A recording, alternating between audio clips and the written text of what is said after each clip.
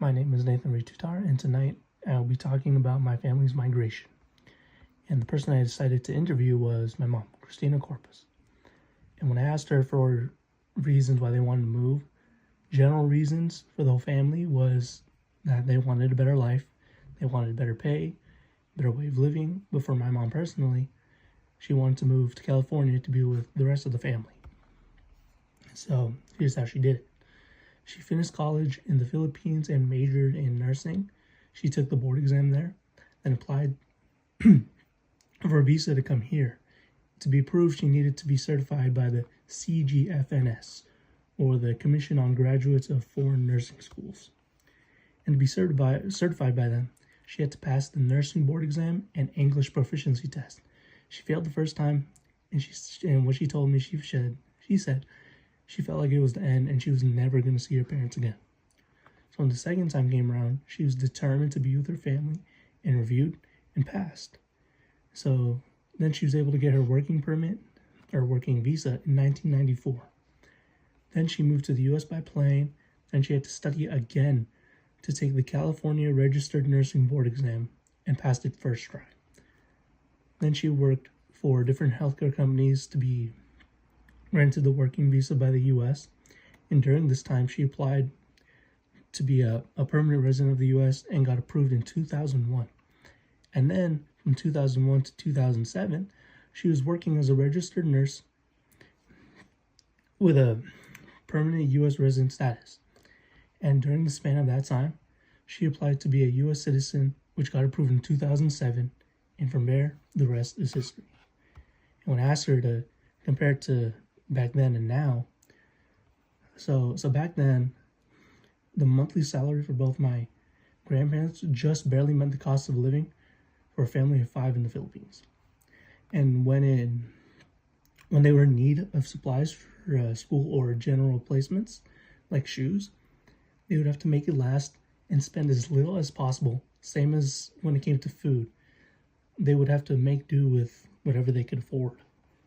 And she says nowadays, the pay is much better here for our family of 3. And we're able to live more comfortably compared to when she was in the Philippines. And for example, if she was a nurse in the Philippines, she wouldn't even be able to afford something like, let's say, an iPad, which is kind of ridiculous compared to the US where she would. The main reason they moved is because of money, right? So here's the minimum wage in the Philippines then, and then here's also the housing in the Philippines then. 6 pesos per day for a house that costs 5,000 to 50,000 pesos. And now it's 570, 610 pesos per day for a house that is 1.5 to 12 million pesos. And that's just not something that can happen. So now here's the US. So the minimum wage back then was $1.60 per hour with a housing cost of $27,000 to $40,900.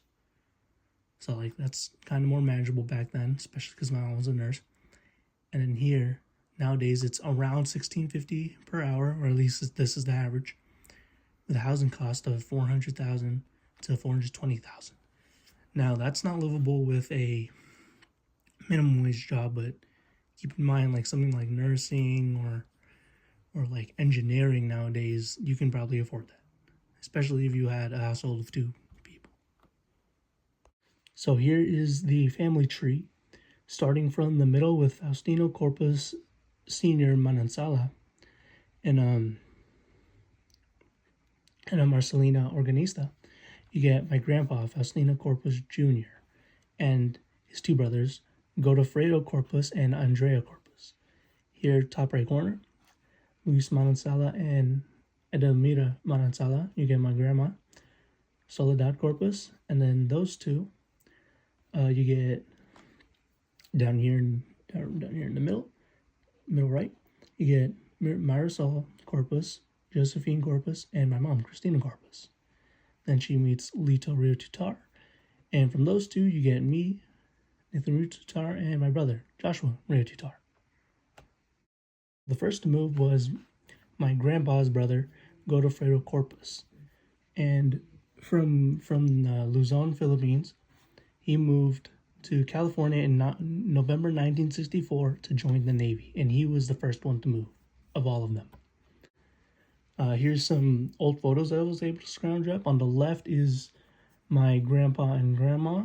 The top middle is my grandpa's parents. Sadly, we weren't able to find my mom's, like any pictures of my mom's, of my grandma's parents. But down here, this is my mom standing in front of the house they used to live in. Here is my mom in the nursing outfit back then. And then here's bottom right is a photo of all of them together. Okay, so sadly, the original artifacts are long gone, but this is what she can remember through Google Images. So during her childhood in the Philippines, when they had to be mindful of their expenses, something as simple as this Crayola tower made her and her sisters really happy. So this cross right here is a symbol for when she started to have a better understanding and embraced her religion after college up to now. And this passport right here, this green one specifically, they come in blue and red now, but this is what it was before, and this is what the entire family carried on their way here. Overall, from this project, I was able to get like a better connection with my mom and a better understanding for where her and everyone else came from. And so if I were to have like children in the future or my brother, I'll probably show them this slide, because I don't know, my memory, shoot, it's hard to depend on now. So to imagine the future where things are gonna, or I'm just gonna, like, I don't know, things are gonna happen, and just I won't think about this as often. It's good to have it written down or stored somewhere so it's easier to access when I need it. So I'm glad we were doing this, and here are my works cited.